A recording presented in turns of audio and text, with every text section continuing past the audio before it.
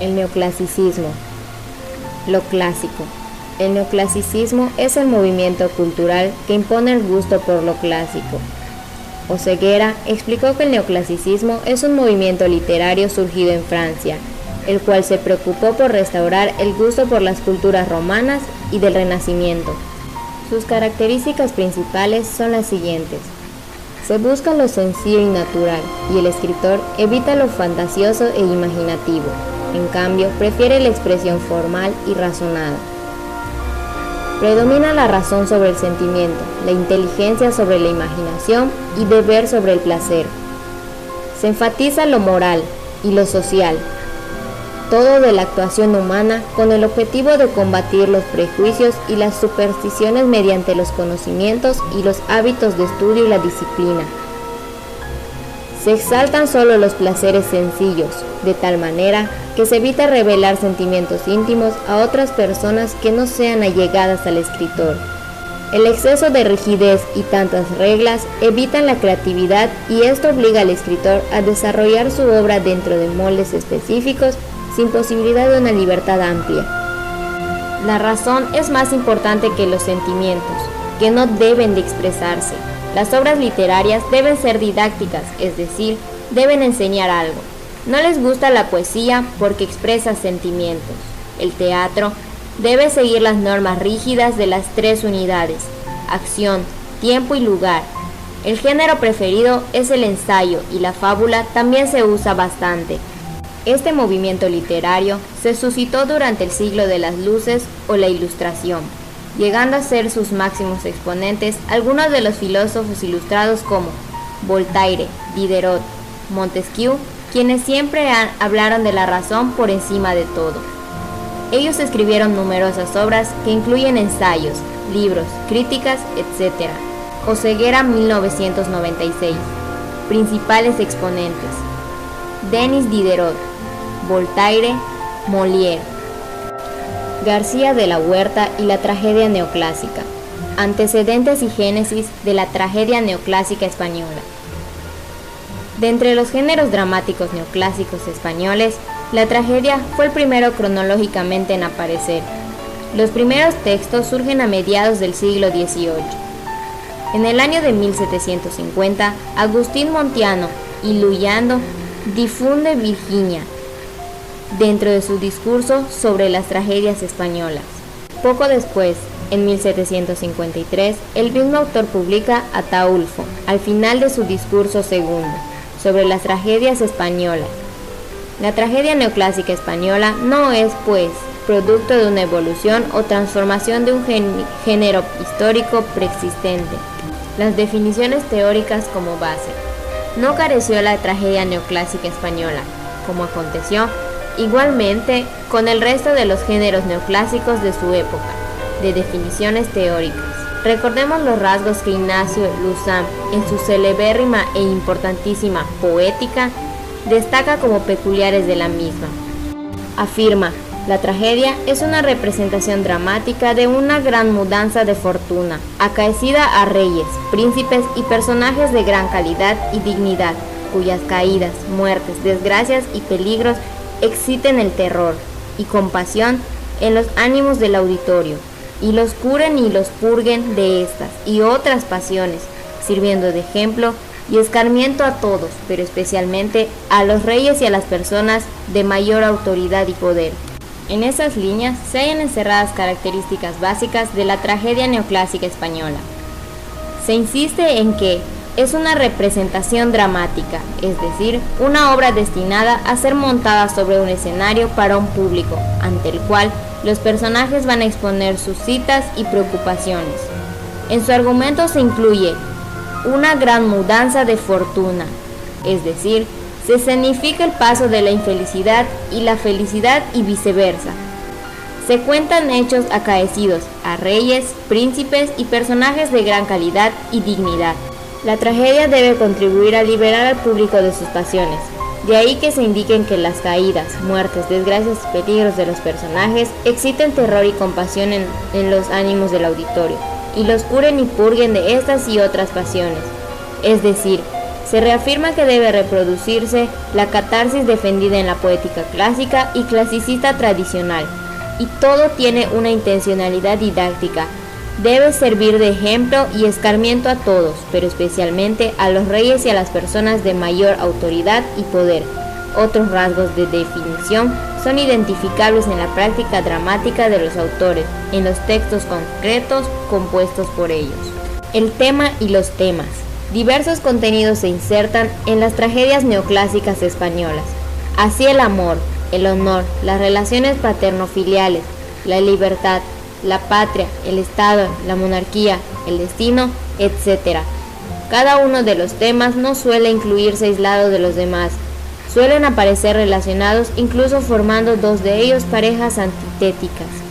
Así, amor frente a obligación, amor frente a patria. Ellos, así diseñados, son la fuerza que se superpone a los personajes y los hace llevar una determinada línea de actuación, los hace debilitarse, los hace debatirse, los hace sufrir, consiguiendo así que aparezca auténtica la tragedia.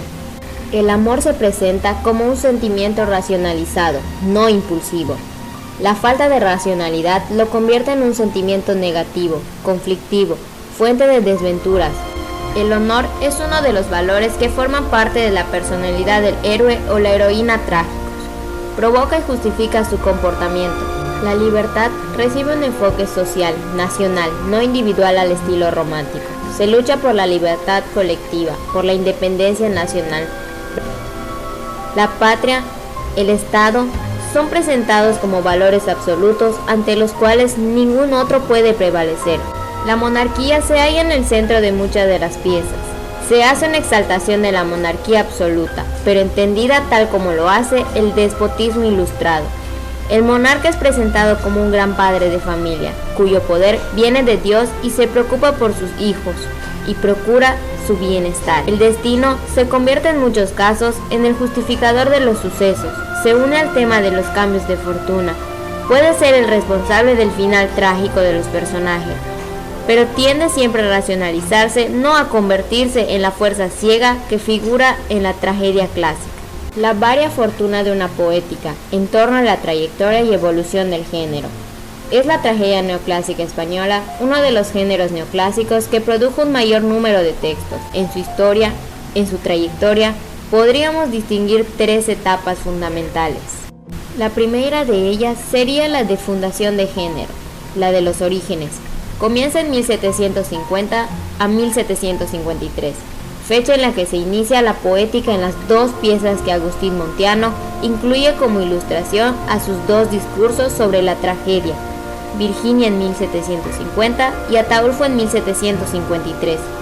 Las obras se difunden por la imprenta pero no llegan nunca a ser representadas. La segunda etapa transcurriría entre 1753 y los primeros años del siglo XIX. Podemos elegir convencionalmente el año de 1808, inicio de la Guerra de Independencia, como tope. Es el momento de consolidación del género. Los textos empiezan a sucederse. Debido al impulso que recibe su serie, el género, por parte de los intelectuales del periodo, se emplea todos los medios que tienen a su alcance. Tertulias, recordemos el importante papel que desempeñó la Olavide para la cual Jovellanos compuso su Pelayo.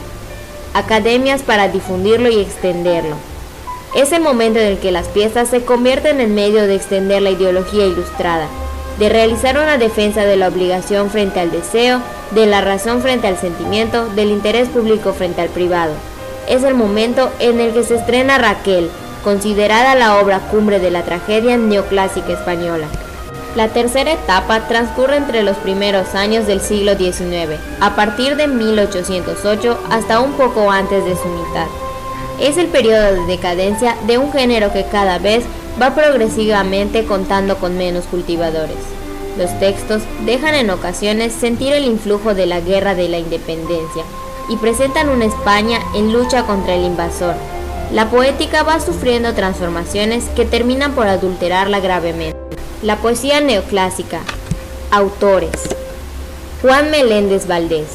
Nació en 1754 en Extremadura. Cursó sus estudios en Salamanca, donde fue catedrático de Humanidades. Conoció a Cadalso y a Jovellanos, quienes pusieron a su alcance las ideas ilustradas e hicieron guía de su labor de escritor. Colaboró con el gobierno de José Bonaparte, por lo que se tuvo que exiliar a Francia tras la Guerra de Independencia. Murió en Francia en 1817. Destacó con obras de tema amoroso en las que ensalza la vida bucólica. Es el autor de una égloga, poema de tipo amoroso puesto en boca de pastores, titulada Batido, nombre que utilizó el poeta como seudónimo. Del sol llevaba la lumbre y la alegría del alba, en sus celestiales ojos la hermosísima Rosana. Una noche que a los fuegos salió la fiesta de Pascua, para abrazar todo el valle en mil amorosas ansias. Por doquiera que camina, lleva tras sí la mañana, y donde se vuelve, rinde la libertad de mil almas. El céfiro la acaricia, y mansamente la halaga. Los amores la rodean, y las gracias la acompañan, y ella, así como en el valle, descuella la altiva palma cuando sus verdes pimpollos hasta las nubes levanta. O cual vid de fruto llena, que con el olmo se abraza, y sus vástagos se extiende al arbitrio de las ramas. Así entre sus compañeras el nevado cuello alza, sobresaliendo entre todas, cual fresca rosa entre zarzos.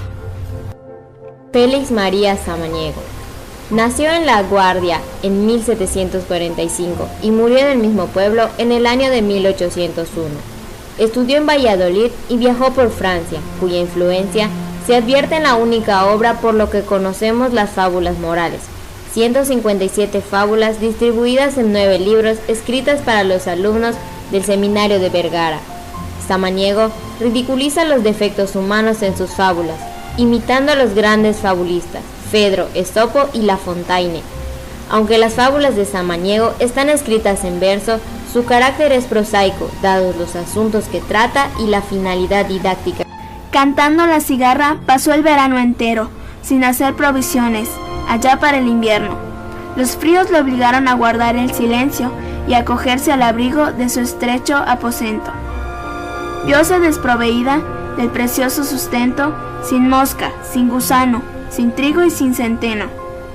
Habitaba la hormiga allí tabique en medio, y con mil expresiones de atención y respeto la dijo: Doña hormiga, pues que en vuestro granero sobran las provisiones para vuestro alimento, prestad alguna cosa con que viva este invierno esta triste cigarra, que, alegre en otro tiempo, nunca conoció el daño, nunca supo temerlo. No dudéis en prestarme, que fielmente prometo pagaros con ganancias, por el nombre que tengo. La codiciosa hormiga respondió con denuedo, ocultando a la espalda las llaves del granero: ¿yo prestar lo que gano con un trabajo inmenso? Dime, pues, holgazana, ¿qué has hecho en el buen tiempo?